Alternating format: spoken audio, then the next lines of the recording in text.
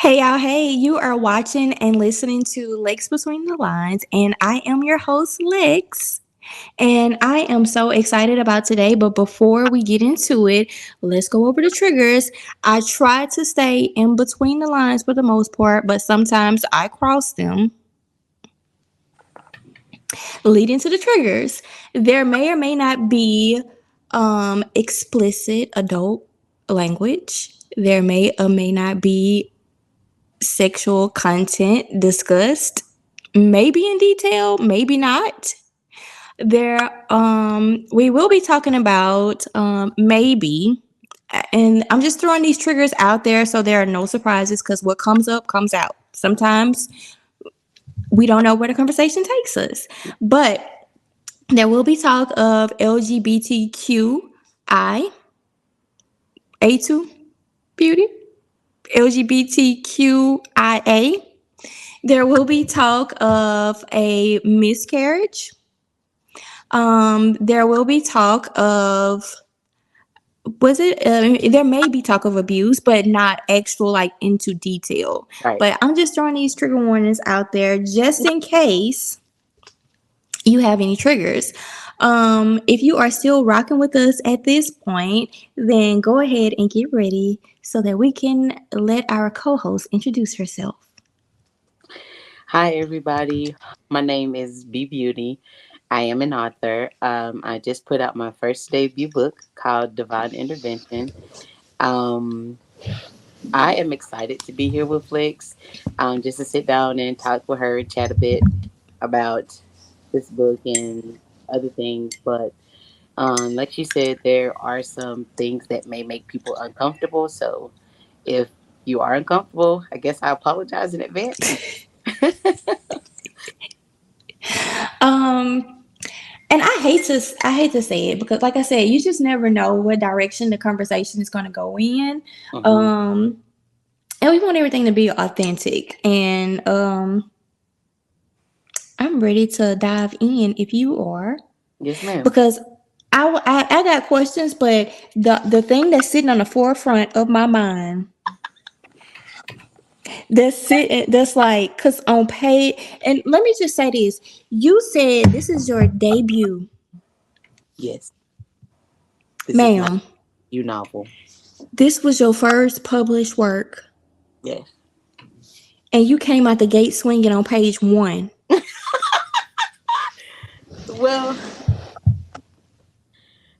I just I hear a lot of people talk about like slow burns and stuff like that, and how sometimes they enjoy slow burns, but sometimes they just want you to get like right into it.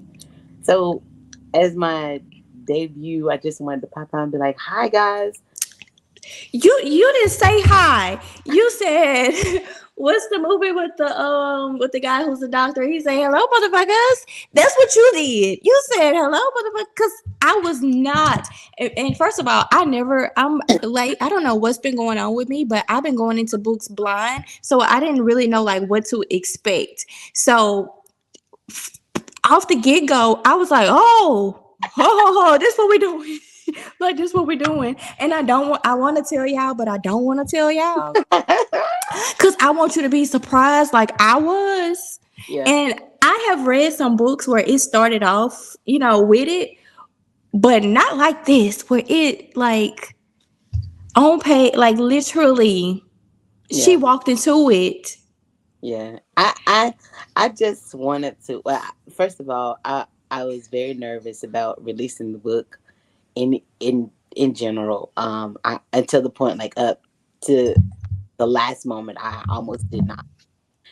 Um, and so I just wanted to make it something that people would really enjoy reading. I felt like people always start or the same things always happen in a book. Hmm. He meets her, she meets him. They look at each other googly eyed and they fall in love, blah, blah, blah. So I just wanted something I just wanted something a little bit different. Just a little bit different. I think I might have went extremely different, but I just wanted something a little bit different, that's all. And then you introduced us to this redhead this big, and then your characters were, they weren't these little. Oh, now they were godlike, but you know how the descriptions go, like the Yes, little Greek, but they were the big ones. yes, yes. They weren't the little model types. They were bodybuilders. Yeah, yeah, I said, "Oh, she done opened up a whole different can of work." I was like, "She went in yeah. with So this book." okay, so I model all of the male types after men who are in my life. All except Flan. Um, I always said that I would never date outside of my race, but if I were to date outside of my race, Flan would be exactly who I would date. Okay. So, I just went in and I put in exactly what I thought that he should look like. And it took me a couple of tries to get to what he actually looked like in the character depiction that I have of him. But when I finally got to that one, I was like, yeah, exactly what he needs to look like right there. It's exactly. You actually answered one of the questions I was going to ask you. I was going to ask about the characters. Are they based or any similarities or characteristics off of people in your real life or people that you know? So a lot of a lot of the things that happen in the book and a lot of the people in the book are based off of real people. It's not exact to real people, but Mhm. there are some real pointers in there. Yes. So somebody is real. Somebody got them three beasts Yes. that Yes. Yes. Somebody has those three hellhounds. Actually, actually have more than that, but I just decided to go with three. But yes. they have more than the three, and they're the same type dogs. Mm-hmm. Yes. I Child. actually, I actually got the real life depiction of those dogs. I got them Mhm.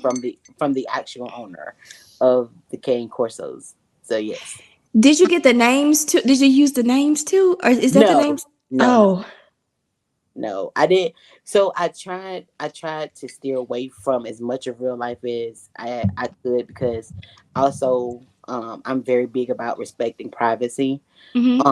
and so I didn't want any unwanted attention drawn to him.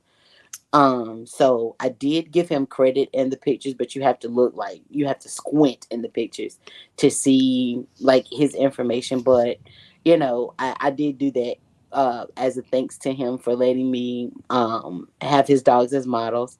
But yes, those dogs really do belong to somebody. One of my family members actually, and they are real dogs. He got some vicious beast. But you know what? They are not that vicious. They are the sweetest dogs ever. They just look like they'll rip you apart. But they Or are until he gives the command. well, also, yes. That is also real life. Until he gives the command. Yes. And I said, I'm so goddamn nosy. And I said, I know it's probably coming. But I was like, who was this man that gave her these dogs and then trained these dogs up for her? I was like, what? And let me tell you something. I can't wrap my mind that this is your debut book. And then I'm like, there has got to be a series. When I got to the end, I was like, what the fuck? Like, where's the rest of it?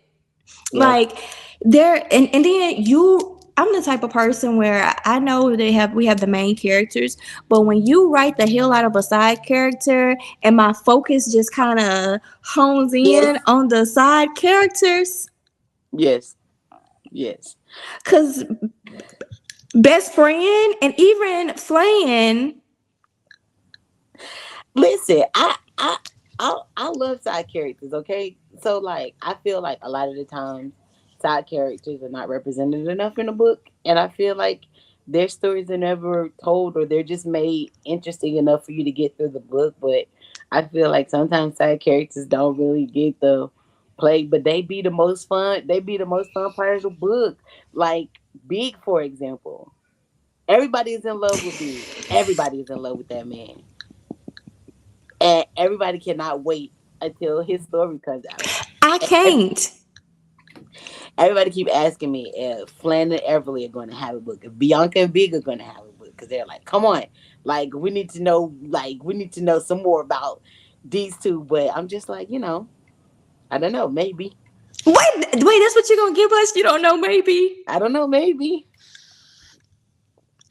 You just crush it. Y'all be y'all authors be doing like just be like you hit me with like right here. Cause I'm what? sorry. I'm sorry. Yeah, like okay. So I have to. I don't know. Maybe. And Maybe. I ain't gonna lie, for a minute I thought we was gonna do like a little reverse a why choose with Flan and Divine and my girl. I thought we was gonna have a little triangle situation going on. I started to do that, but then I was like, I don't want her to just jump into a why choose situation after what she went through in New Jersey, right? Because I didn't want it to seem like she was not, well, actually, she wasn't seeking any type of romantic anything with anybody. It just happened. But I also didn't want it to be like she was using them as like rebounds, or like they were just something that she could do to pass the time. I really wanted her to be redeemed and have something that she could hold on to. So I started to do that, but then I was like, no, I'll just let Flan be a best friend to both of them. And I don't know if you meant it or not, but Flan had so much chemistry with her. And that's why I was like I said, I don't know if you meant it or but it was just so freaking natural, like it wasn't forced or anything. I Yeah. was like the chemistry, I was like, all right, is she gonna choose like one or the other one? Because I didn't know which way you were gonna go with it. And to be honest with you, when I started writing, I started to do a what choose, but as I kept writing, I didn't want to. So I let them be best friends. And I felt like, her coming into this new place, that's what she needed before she needed anything else, was a friend. After all that she had endured, I felt like her having a friend and her letting her see that all men are not assholes, or all men are not, trash, but Yes. a man can actually be there from you for you and genuinely not want anything in return.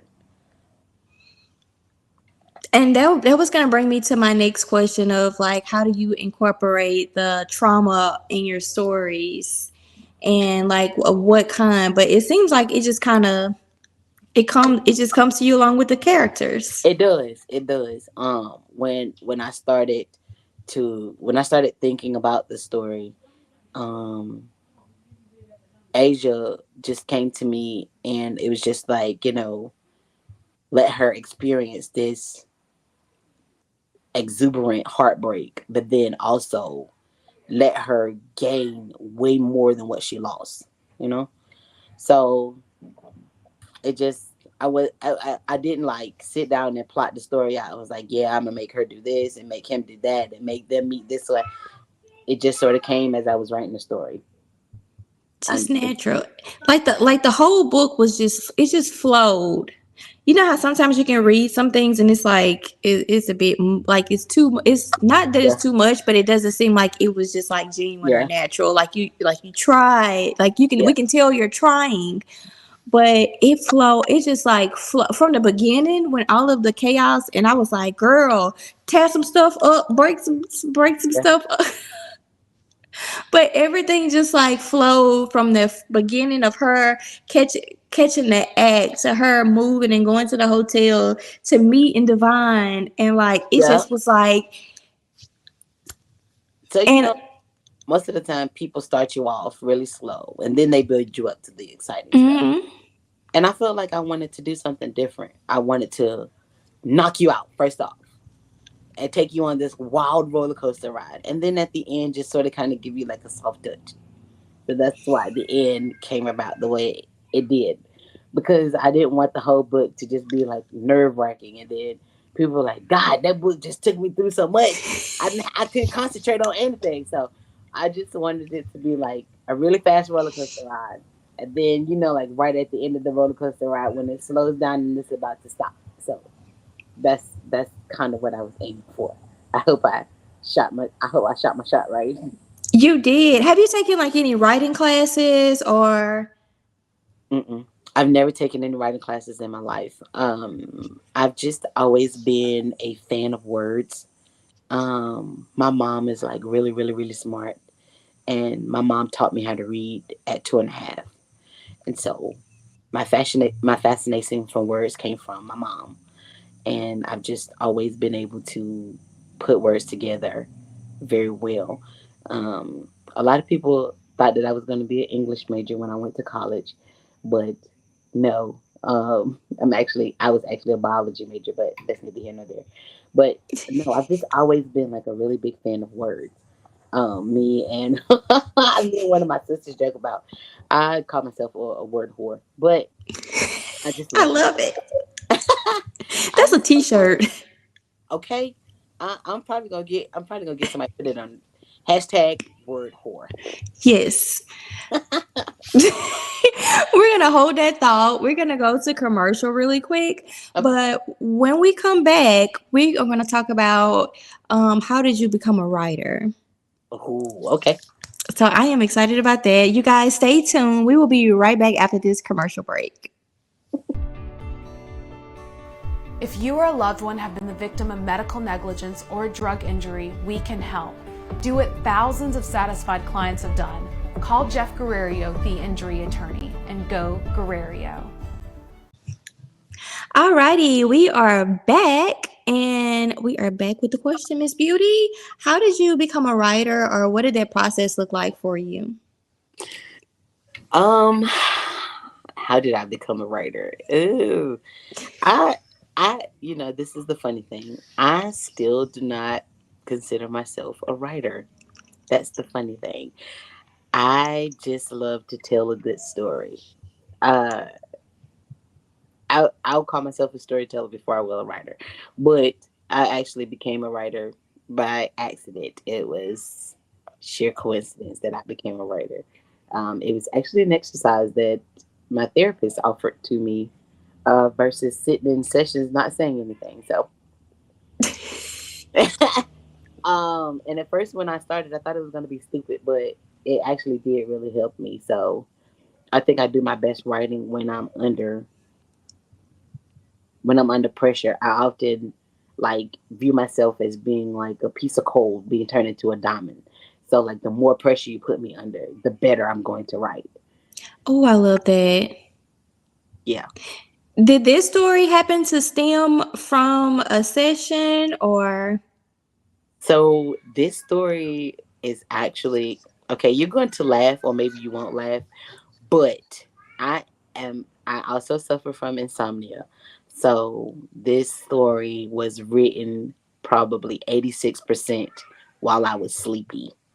I was asleep. When I submitted the book over to my editor and she sent it back, I was like, "Did I write this or did you change something in there?" She was like, "I didn't change anything. That's not my job. You wrote that." And I was like, "Are you sure?" Because I don't remember. I don't remember writing that. But this story came from a lot of. I call it sleep writing. So people, this story was sleep written. So Wait, cause you like what? yes, yes.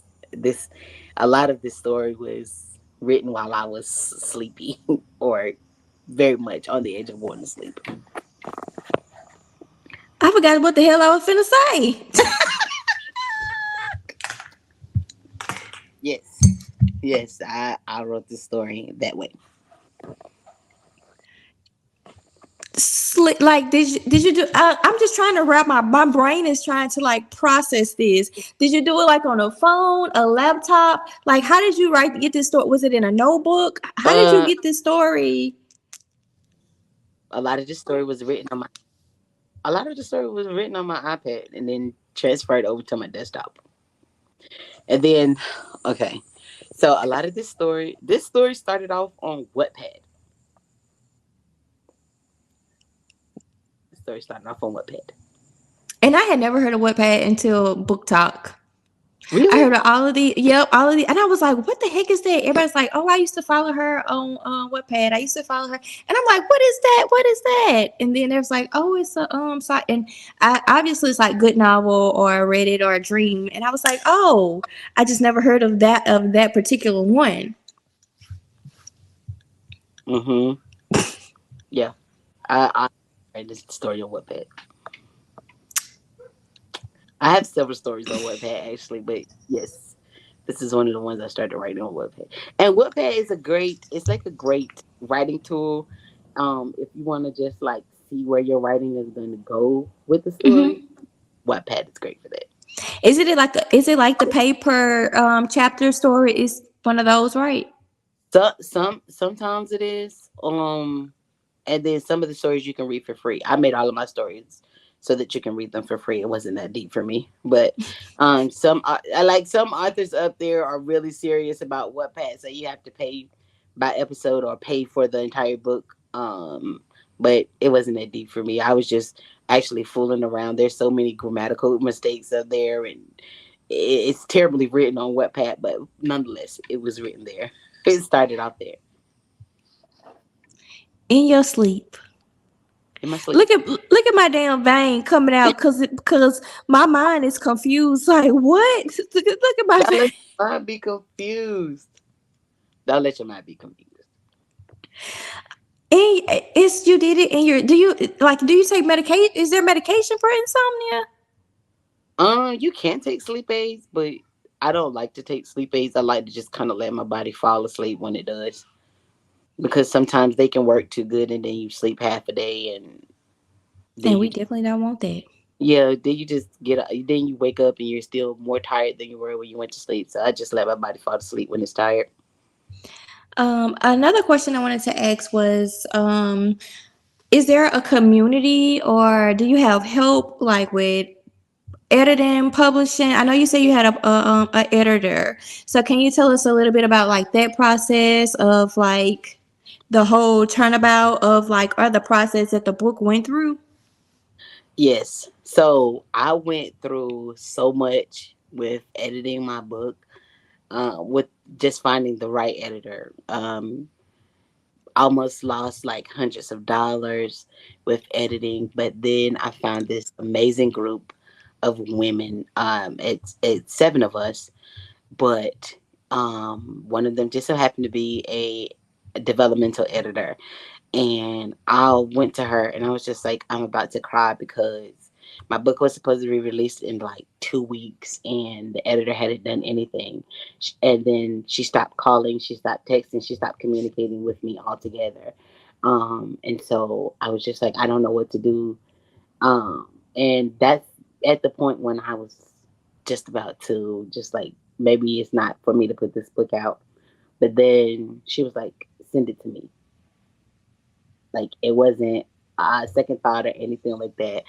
And I was just like, "Are you serious?" And she was like, "Yeah, send it to me." And what was supposed to take a month, she finished in literally like 9 days in order for my book, in order What? to come out on time. Yeah, Did you get your money back from the other editor? I did. I went. I had to go through like my bank and all that stuff, but yeah, I did. And so, but um, yeah, I didn't know what I was gonna do. And like she literally came in with the Hail Mary. I'm not even gonna lie. And like I said, I became a part of this community, the Boozy Book Baddies. I love those girls to pieces, and they are literally a one-stop shop. There's authors there, there's narrators there, there's developmental editors there, there's mentors there, there's spiritual guidance there, like anything that you need as far as writing is concerned. I don't think you can't find it with those girls. Is that the name of the group on Facebook or the So yes, we do officially have a page on TikTok called okay. the Boozy Book Baddies. Please go and follow us. And a lot of the information that people want you to pay hundreds and hundreds of dollars for, we offer up for free because it's not that deep for us. It's about helping each other, especially in the Black community or in the BIPOC community also. So we enjoy helping other people. It's not like I'll tell you, but you got to do this for me, or you need to pay us this. I mean, like obviously there's some services that you will have to pay for because Mm-hmm. these people's way of life. But like little stuff that people don't tell you, like if you're a first time author and stuff like that, you can find that with the Boozy Book Baddies. Honestly, Boozy, is that Boozie or Boozy? why? Boozy Book Baddies. Yes. And also, we have a group me community for the Boozy Book Baddies. I think we're like 70 plus people in that group, and you can hop in that group. You can talk personally to us. You can talk to other authors. You can talk to other readers. You can talk to ARC readers. Like if you need ARC readers, if you're an author, you need ARC readers for your book. If you need beta readers, you can find all of that in that group. Me, we have we have somebody that does yoga. We have somebody that offers like lifestyle advice. Like it's just a bunch of stuff in there. Like there is exclusives for like new releases and stuff like that. All of that is in this group me. So if you follow me, just DM me and ask me for the link. I'll get the link for you. You can join. It's an amazing group. And I got your information. I have her information at the bottom. Follow _rights on TikTok so that you can join that. That sounds like an amazing community. That's what I love about Book Talk. Is that where you guys found each other at on Book Talk? Yes, yeah, yes. And it was by accident, really, honestly.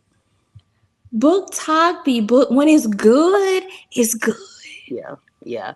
And we love the BIPOC community. We love indie authors. Those are who we help out the most because that those are the people who are near and dear to our hearts.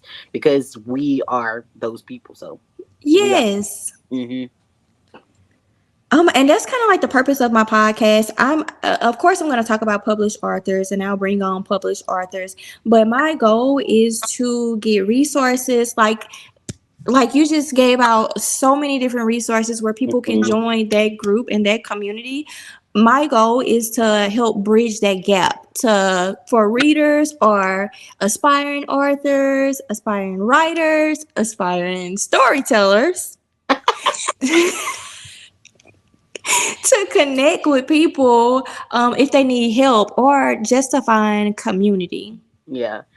And then we literally have something every day. There's some type of activity on TikTok every day. We have Soul Reset Sundays in the morning with me where we play like inspirational music and we do like inspirational readings and we just talk about things that will help you align for your following week. And then later on in the day we have uh, content Sunday with my sister Jazz. She is absolutely amazing at teaching you how to get more attention to your page, how to keep in touch with your followers and stuff like that. On Mondays, we have Motivational Mondays with my sister Tosh. She's an author also. You should go follow all these people on TikTok because I definitely am. I'm telling you, it's always something. Jazz also does merch for new authors, new or old authors. It doesn't matter, and she's not very expensive. Like people try to charge you out of the wazoo for merch, but my sister is bad.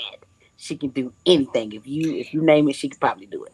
Does she do? Could she do PR boxes? Because I know a lot of authors be looking for PR boxes. So I don't know if she does PR boxes, but I also have a sister who does those too.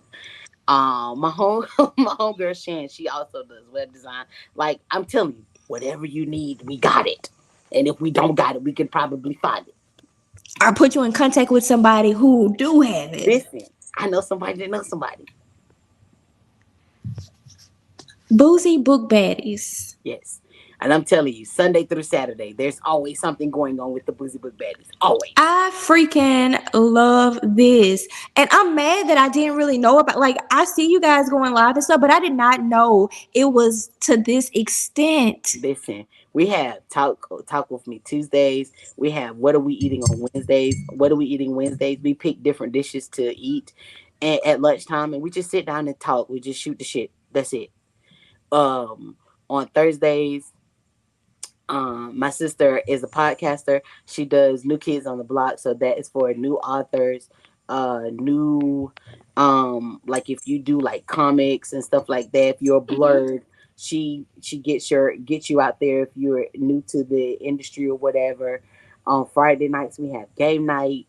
On Saturday night, again, my sister who's the podcaster, she does interviews with authors. Like there's always something going on. Always, always something going on. I definitely need to tune in to the interviews with the authors so I can learn some stuff. Yes.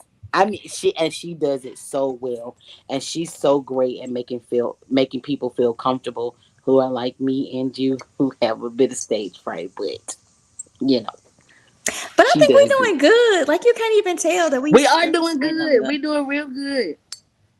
We doing real good.